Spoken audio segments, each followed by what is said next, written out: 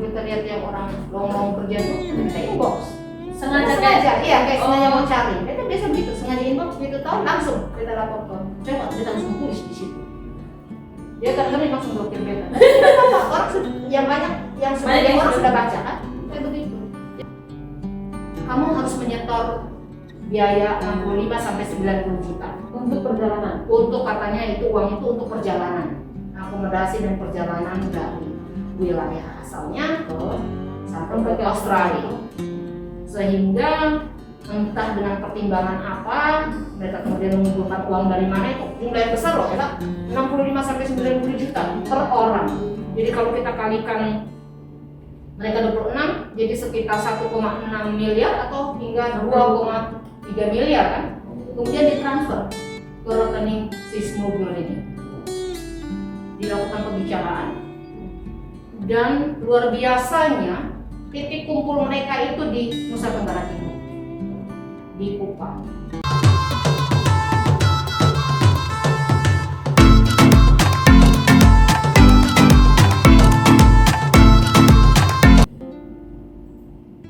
Halo sahabat Belajar Tribuners, kita kembali lagi dalam Kupas Kupang. Hari ini Rabu 20 April 2023 dan seperti biasa kita akan membahas editorial Kupas Kupang. Dan hari ini kita akan membahas tentang penyelundupan manusia yang terjadi satu minggu yang lalu, 2 minggu yang lalu. Dan untuk membahas hal itu sudah hadir bersama dengan saya di studio koordinator liputan Kupas Kupang, Bapak Ferdinand. Selamat pagi. Selamat pagi Ella, selamat pagi Tribuners. Nah, mungkin bisa dijelaskan kepada Tribuners ini kenapa diangkat tema yang satu ini, stop penyelundupan manusia, dibandingkan dengan minyak goreng mungkin atau BBM yang lagi naik, tapi Kupas Kupang lebih memilih untuk mengangkat tema tentang penyelundupan manusia. Iya, terima kasih Ella. Ya, baik.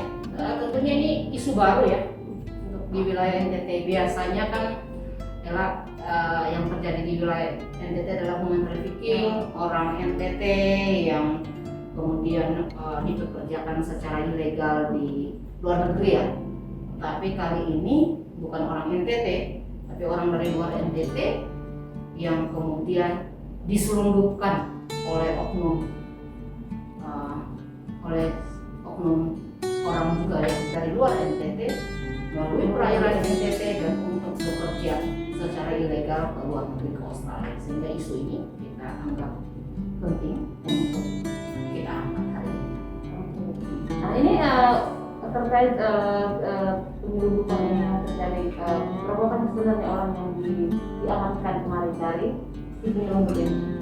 Sebelum kita bahas kronologisnya, mungkin kita harus ucapin apresiasi dulu terhadap aparat Direktorat Kepolisian Perairan dan Udara, atau biasa orang bilang Polda NTT ya, karena tim mereka berhasil untuk menggagalkan penyelundupan 26 warga negara Indonesia, orang dari luar NTT yang hendak diselundupkan oleh oknum orang ini ke luar negeri. Kita menyampaikan apresiasi terhadap Polda. Jadi begini ya Pak, 26 orang ini diduga menjadi korban dari kasus penyelundupan manusia. Kenapa kita bilang penyelundupan manusia? Karena mereka sepertinya tidak tahu, tidak sadar bahwa mereka masuk dalam jaminan penyelundupan manusia ini. Mereka ditipu untuk dipekerjakan ke luar negeri dengan iming-iming gaji yang besar.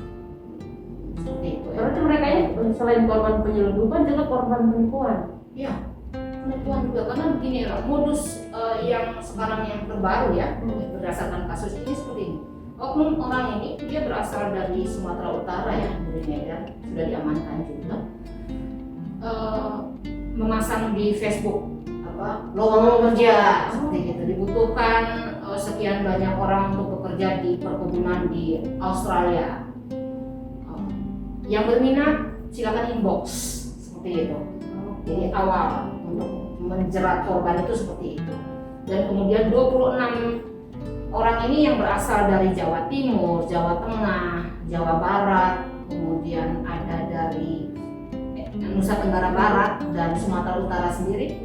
Tertarik kan? Mereka tertarik, oh saya ingin bekerja nih kemudian dia inbox lah ke oknum penyelundup orang ini, kita biasa istilahkan smuggler. Dia inbox ke smuggler ini, kemudian di situ ketika di inbox mulai tukaran nomor WA kan, nomor WA untuk pembicaraan lebih lanjut. Dan dalam pembicaraan itu Ella, ini masuk kasus penipuan ini. Kamu harus menyetor biaya 65 sampai 90 juta untuk perjalanan. Untuk katanya itu uang itu untuk perjalanan, akomodasi dan perjalanan dari wilayah asalnya sampai ke Australia. Sehingga entah dengan pertimbangan apa mereka kemudian mengumpulkan uang dari mana, itu jumlah yang besar loh ya, 65 sampai 90 juta per orang. Jadi kalau kita kalikan mereka 26 jadi sekitar 1,6 miliar atau hingga 2,3 miliar kan. Kemudian ditransfer ke rekening si smuggler ini. Dilakukan pembicaraan dan luar biasanya titik kumpul mereka itu di Nusa Tenggara Timur, di Kupang, karena katanya akan titik startnya dari sini. Berarti ini Nusa Tenggara Timur juga sudah harusnya menjadi warning ya untuk dengan kejadian ini. Dengan kejadian ini, karena mereka dikumpulkan di sini. Ini penangkapannya sudah terjadi minggu lalu ya. Dikumpulkan titik start di sini, kemudian di sinilah baru mereka ketemu 26 orang baru dari segala penjuru itu, dari berapa provinsi itu, 5 provinsi, mereka 26 WNI ini kumpul di sini, kemudian baru dibawa. Dan Ella, mereka direncanakan itu akan naik kapal kayu yang sudah disiapkan oleh smuggler. Dan menurut informasi bahwa smuggler ini akhirnya membeli kapal kayu itu dengan nilai 200 juta untuk membawa para korbannya ini.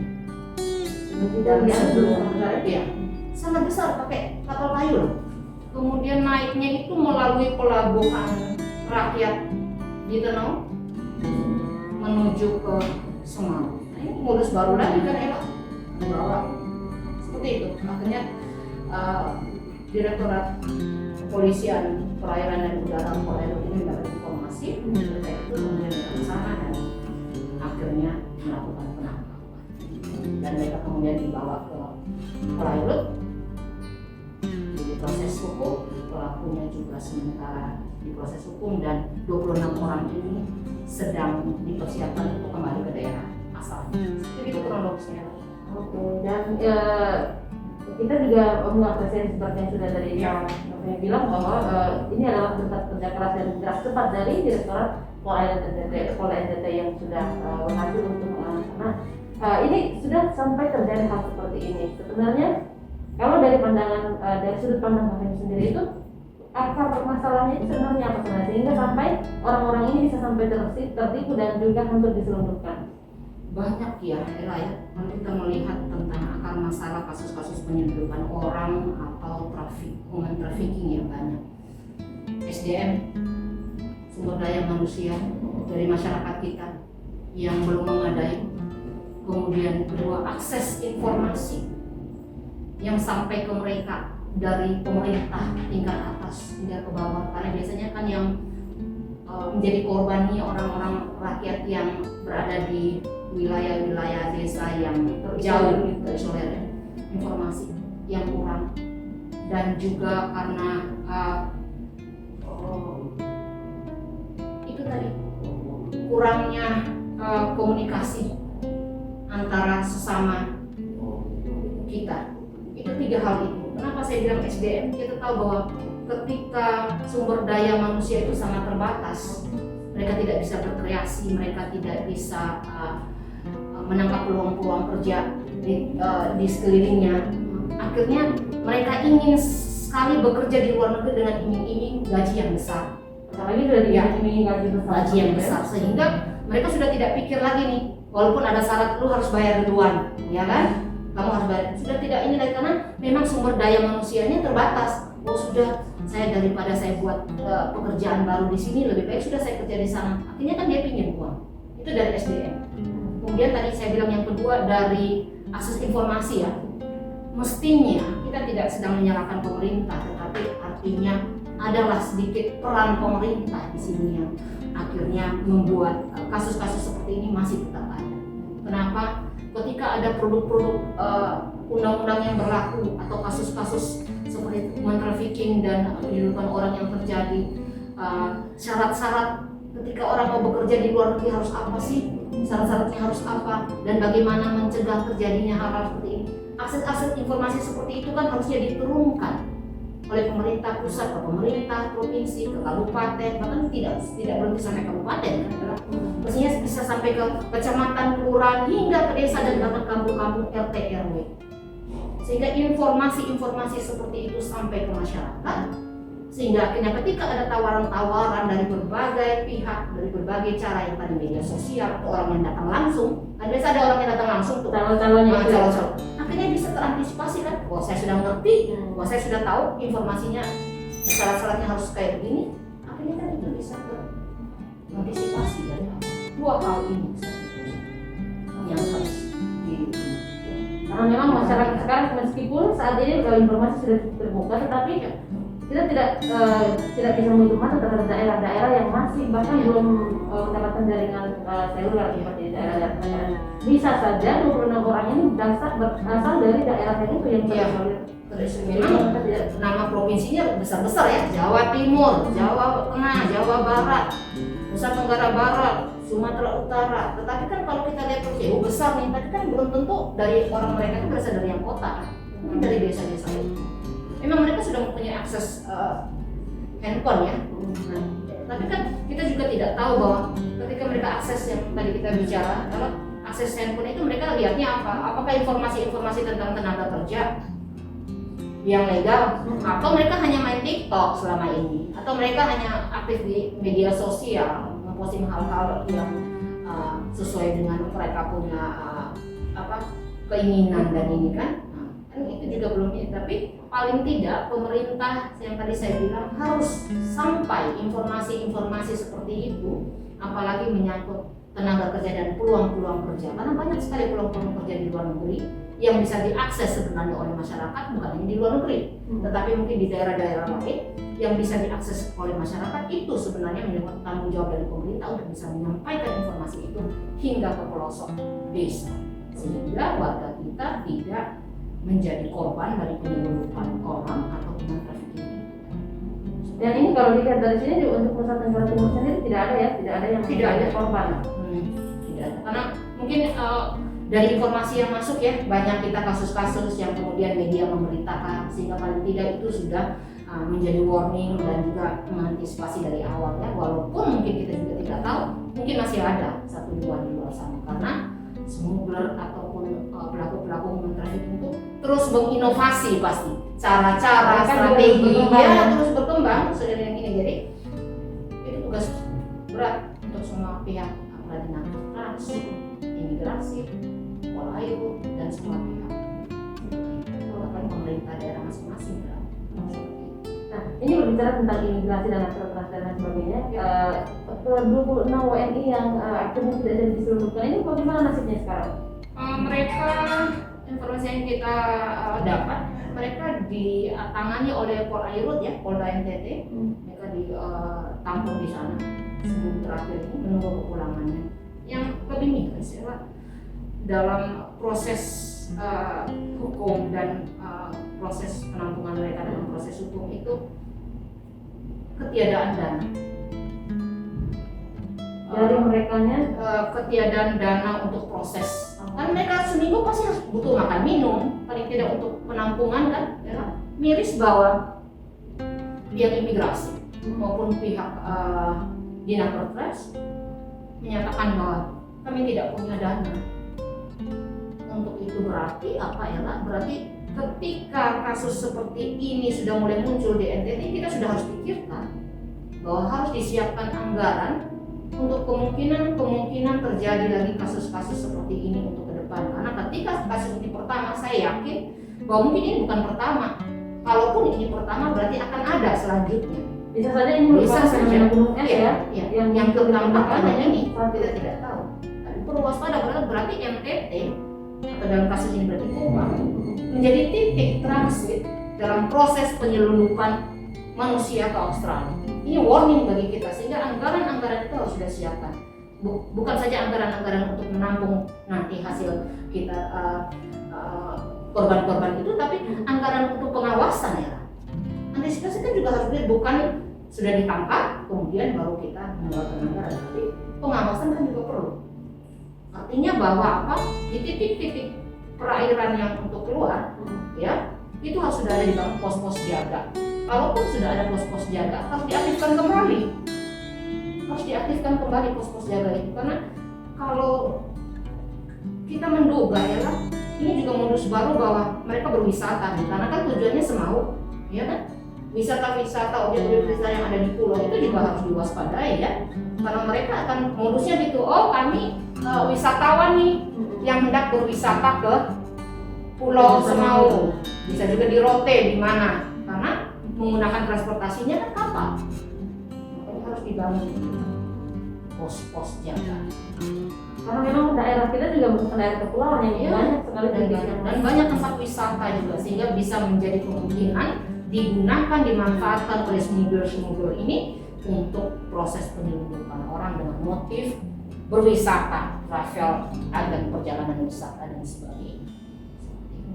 Nah ini sudah terlanjur terjadi hal seperti ini. Jadi mungkin ada pesan untuk masyarakat yang saat ini, Tribuners yang saat ini sedang menyaksikan, dan juga untuk pemerintah, langkah apa yang seharusnya diambil jika sudah ada kasus yang muncul seperti ini. Baik Ella, Tribuners di mana saja berada, saya rasa bahwa kasus-kasus penyelundupan orang maupun human trafficking sudah banyak terjadi ya. Media juga sudah banyak memberitakan. Selain itu pasti dari mulut ke mulut juga sudah dibicarakan menjadi isu-isu publik yang sudah dibicarakan, walaupun mungkin 2 tahun terakhir ini meredah karena isu COVID ya. Tapi bukan berarti ketika isu COVID tidak ada harus lalu lintas mau pergi ke mana-mana. Jadi untuk masyarakat bisa lebih mawas diri, dan juga ketika sekarang akses medsos ya, ketika membuka media sosial, lihatlah juga informasi-informasi penting. Ketika mencari pekerjaan berarti harus melihat juga akses informasi yang bagaimana mencari pekerjaan secara legal dan sebagainya, sehingga bisa terhindar dari hal-hal seperti ini. Bukan hanya terjadi ini ke luar negeri ya, mungkin antar provinsi juga kita tidak tahu. Tapi paling tidak jangan hanya main medsos untuk hobi dan sebagainya untuk melihat ini, tetapi juga bagaimana mengakses informasi-informasi penting tentang pekerjaan sehingga bisa terhindar dari masyarakat. Dan ketika memang kemudian ditawari orang untuk bekerja di luar negeri ataupun antar provinsi, coba berdiskusi dengan keluarga, kemudian bisa berlogika ya, benarkah ketika saya harus bekerja saya mengeluarkan uang sekian banyak untuk transportasi, kenapa saya harus ke situ ya, kayak itu kasus ini ya, kenapa saya harus langsung ke Kupang bukan ke Surabaya, kenapa harus naiknya kapal bukan pesawat, dan kenapa pertanyaan-pertanyaan lain yang berlogika itu harus dimunculkan, sehingga kita tidak terlanjur sampai ke sini kemudian sampai ke satu tempat ternyata itu kita ditipu atau menjadi korban itu. Saya rasa seperti itu, karena dia seperti sudah jatuh tertimpa tangga ya ya. Saya mau nyetor 90 juta, berharap akan digaji di perkebunan itu 1 bulan katanya 20-30 juta. Oh, kali 90 juta 3 bulan sudah tertutup ya. Tapi akhirnya dapat nol besar karena saya tidak bekerja. Uang saya habis, tidak tahu uang itu hasil pinjaman atau menjual tanah dan sebagainya. Akhirnya nol. Lebih baik dengan uang itu saya membuka lapangan kerja sendiri. Saya bekerja di tempat saya dengan rasa aman dan nyaman. Ya, seperti itu. Itu untuk masyarakat. Dan untuk aparat pemerintah terendah RT, RW, lurah, kepala desa ya, kan terjadinya pasti di situ. Tolong bisa mengawasi, tolong bisa menyampaikan informasi-informasi tentang pekerjaan-pekerjaan di luar, informasi-informasi produk-produk hukum tentang bagaimana seharusnya bekerja secara legal kepada masyarakatnya. Menyampaikan hal itu, membuat kegiatan-kegiatan sosialisasi dan sebagainya, sehingga masyarakat tidak menjadi korban seperti itu. Itu untuk RT, RW dan sebagainya ya. Dan untuk pemerintah, Dinakkertrans, ini lembaga yang paling berwenang ya, karena Dinas Tenaga Kerja dan Transmigrasi. Ini tolong akan tolong sekali. Karena apa? Jangan hanya bilang, oh ini kita terbatas nih karena COVID, ya kan? Tidak bisa, kita dananya mau sosialisasi bagaimana? Sekarang sudah ada web, bikin web atau mensosialisasikan web medsos tentang bagaimana bekerja dengan baik secara ilegal, bagaimana semua bisa dilakukan ya tanpa mengeluarkan uang untuk sosialisasi mengumpulkan orang, sehingga tidak ada rakyat kita khususnya NTT atau tidak ada dari luar NTT yang terkena atau menjadi korban kasus-kasus seperti ini. Dan juga untuk masyarakat umum pada umumnya, tolong kita mulai proaktif sesuai peran kita, mulai menjaga wilayah kita, terutama warga yang berada di perairan-perairan seperti itu ya, tempat-tempat keluar masuk, proaktif untuk melihat, peka terhadap kegiatan-kegiatan seperti itu. Ada orang muka-muka baru yang ingin menyeberang, yang ingin ini, tolong disampaikan, koordinasi dengan aparat setempat sehingga bisa mencegah seperti itu. Dan pemerintah kabupaten, bupati dan wali kota dan sebagainya itu juga tolong untuk membuat suatu mekanisme yang baik untuk proses pengawasan, membangun pos-pos tadi atau mengaktifkan kembali pos-pos yang ada di titik-titik itu, terutama di tempat-tempat wisata yang berada di kepulauan-kepulauannya, karena kasus ini menjadi warning bagi kita bahwa modusnya adalah traveling, sehingga dinas pariwisata juga harus berperan seperti itu. Dan ini juga membutuhkan perhatian dari kita semua ya, bukan hanya bagi pemerintah ataupun dengan yang sudah terlanjur menjadi korban, tetapi kita semua harus berupaya untuk menjaga agar saudara kita dan teman-teman kita tidak lagi menjadi korban penipuan atau penyelundupan. Benar ya. Apalagi kapal ya, kalau kita lihat satu lagi ya, kapal kayu yang masuk itu kan kapal besar. Ketika masuk di satu wilayah, mestinya kan itu menjadi perhatian ya. Jadi harus peka dan kemudian kita harus proaktif, aparat setempat harus lihat ini kapal kayu kok dari mana masuknya, sehingga bisa meminimalisir. Oh, saya membawa wisatawan di sana. Oh, saya membawa mana surat-suratnya dan sebagainya, itu untuk mencegah. Tidak mungkin kan kapal itu masuk dari daerah lain kemudian kita di sini kapal dari mana kita diam saja. Padahal kan ada prosedur. Ketika kapal masuk berarti harus melengkapi dengan apa, tujuannya apa, membawa apa dan sebagainya. Tribuners sekalian yang mungkin saja saat ini sedang mencari-cari pekerjaan, sudah banyak mendengar dari apa yang disampaikan oleh Anobel tadi dalam pemaparannya, dan kita juga berharap Tribuners sekalian lebih ketika mencari pekerjaan mungkin lebih banyak menyaring informasi-informasi, karena ketika orang memberikan informasi lowongan pekerjaan di media sosial dengan langsung menyertakan nominal gaji, maka kemungkinan besar itu ilegal. Itu adalah ilegal. Karena tidak pernah ada perusahaan yang langsung menuliskan berapa jumlah gaji yang diberikan kepada karyawan ketika mereka ingin merekrut. Benar sekali Ella. Dan juga bagi pihak-pihak masyarakat lain yang juga suka bermain medsos ya Ella ya, paling tidak yang lebih paham mungkin soal itu, ketika mengindikasikan bahwa pemilik akun Facebook itu memang sementara akan melakukan tindakan human trafficking atau penyeludupan orang, itu kan sebenarnya kita bisa lebih dulu antisipasi melaporkannya. Kan dari sekian banyak kan pasti ada yang inbox orangnya kan smugglernya itu. Ketika ada indikasi itu bisa dilaporkan, sehingga dengan sendirinya itu berarti kita telah berperan untuk menutup mata rantai dia bisa merekrut orang, karena kita langsung kasih tahu di situ kan bisa tuh di Facebook ini penipuan ini karena kita sudah menginbox pelakunya dan berbicara, kemudian kita menulis seperti itu, bisa laporkan ke aparat polisi atau melaporkan ke pihak Facebook sendiri, langsung diblokir. Paling tidak saat itu aksesnya langsung tertutup dari orang lain seperti itu. Jadi mungkin Tribuners juga kalau misalnya menjadi pengguna media sosial, jadilah pengguna yang bijak juga, lebih banyak menggunakan manfaat yang baik. Nah, Tribuners dan teman-teman terima kasih banyak telah bergabung dan berbagi dengan Tribuners. Dan informasi general hari ini kita akhiri karena memang waktunya juga sudah, sebenarnya masih banyak hal yang ingin kita bahas, tapi kita dibatasi oleh waktu. Dan Tribuners sekalian, semoga mendapatkan manfaat dari apa yang sudah kita bahas pada pagi hari ini. Dan akhir kata saya Lalu Zuraskan karena mengucapkan terima kasih dan sampai jumpa.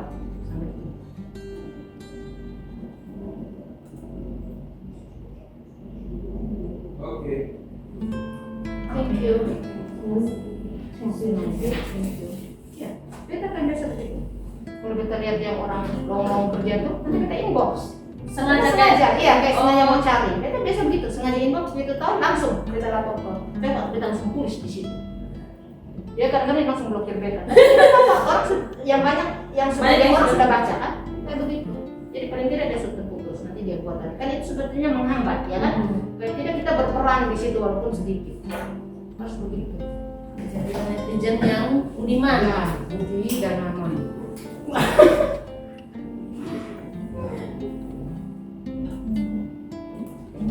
Thank you very much. Thank you for your time to apa